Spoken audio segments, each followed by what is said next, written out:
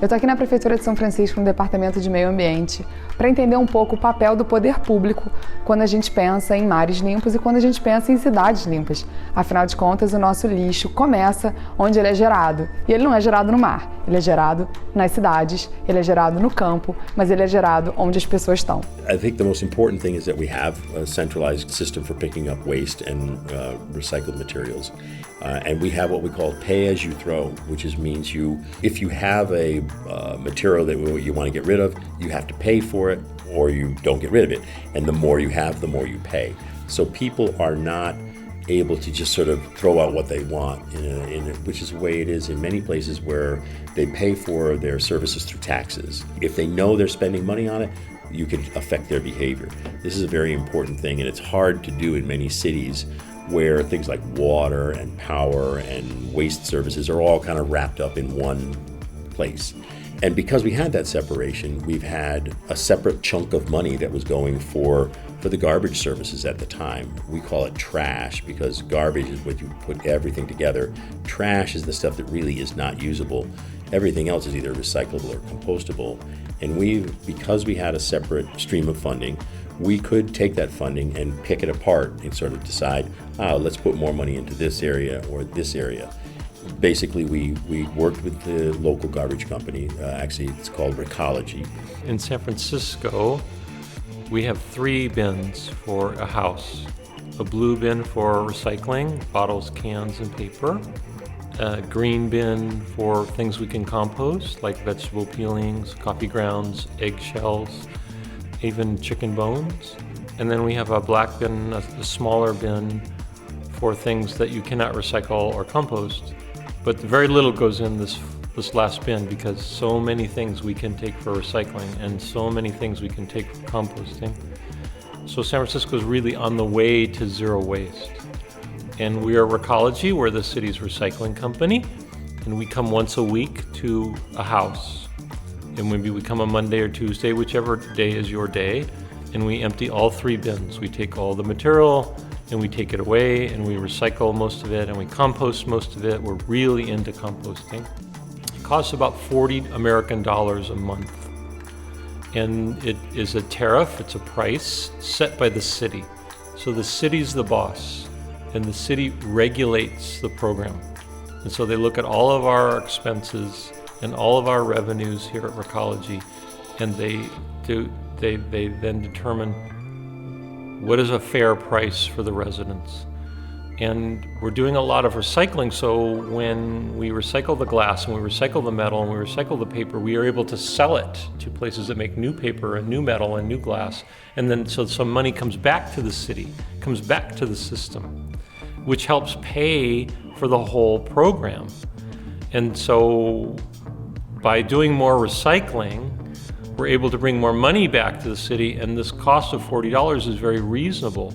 And the more recycling we do, the more money comes back, and so we can keep the price at $40, or maybe it goes to $41 or something. It doesn't go much higher. So this is something that is important for people to understand about zero waste and about recycling, is that the economics are very good. It helps cities save money. It helps families save money.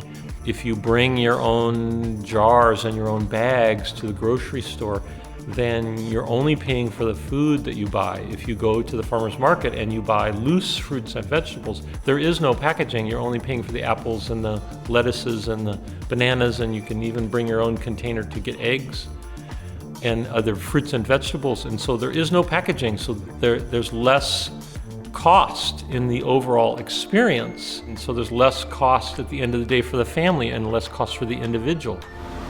We work very closely with the city officials to design recycling programs for all the different properties in San Francisco, for people's houses, for schools, for office buildings, for restaurants, and everywhere you go, the rubbish is a little different, In restaurants, you have a lot of food scraps. In office skyscrapers, office buildings, you have a lot of paper.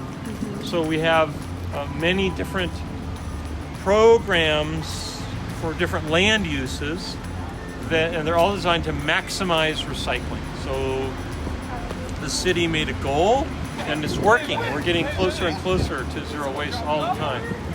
Right now, we're getting about 75%, somewhere between 65 and 75% of all the organic material that's in the waste stream, we're getting it, we're capturing it. That's actually really incredibly good. But right now, there's about 500,000 tons of material per year that goes to landfill. About 2.5 million tons of material comes into the city and gets diverted.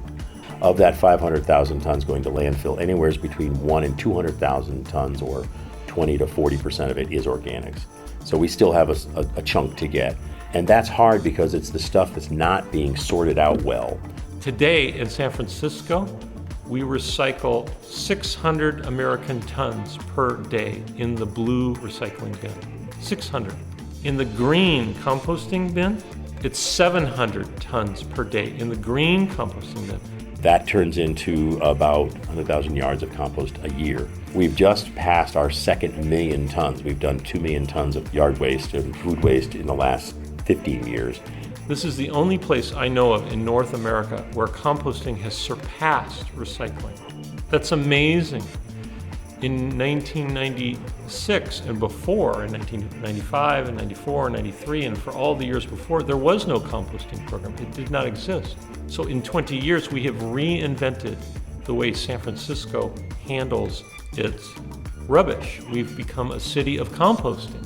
And because we're a city of composting, all the foods or anything that might have a little bit of oil on it is in the composting bin, which means the material in the recycling bin is cleaner and drier.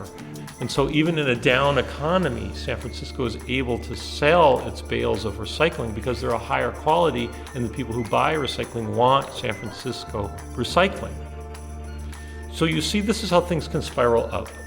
Aqui em São Francisco, eles têm o projeto 050-100, que é atingir lixo zero, ou seja, não mandar nada para aterro sanitário, ter 50% do transporte, um transporte sustentável, ou seja, transporte público, de energia renovável, bicicleta, a pé, enfim, nada de combustíveis fósseis e 100% de energia renovável. Então eles estão caminhando para isso, e para isso tem muita gente trabalhando, e eles já são referência quando a gente pensa, por exemplo, na compostagem.